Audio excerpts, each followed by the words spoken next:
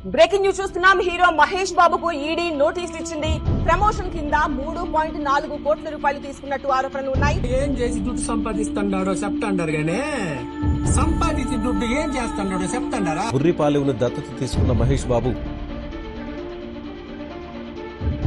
Medical camp ను కూడా conduct చేశారు. మదర్స్ మిల్క్ బ్యాంక్ ను నమ్రత ప్రారంభించారు. 9 నెలల చిన్నారి గుండె సంబంధిత సమస్యతో బాధపడుతోంది.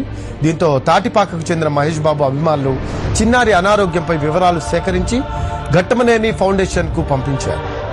దీనిపై స్పందించిన మహేష్ బాబు చిన్నారికి ఓపెన్ హార్ట్ సర్జరీకి సహాయం చేశారు. 4500 మంది చిన్నారులకు ఊపిరి పోశారు. ఇలాంటి రాతలు రాసి వాటిని అచ్చువేసి ఇంకో 200 న్యూస్ పేపర్లు, ఓ 2 టీఆర్పీలు పెంచుకోవడానికేగా.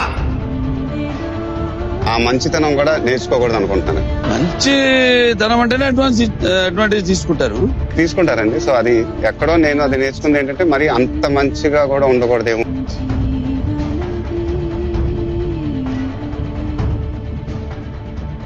జనమే నా కుటుంబమని ఎప్పుడు అంటుంటేవారైనా, కానీ ఆ జనం నిన్ను వాళ్ళ కుటుంబం అనుకుంటున్నారు.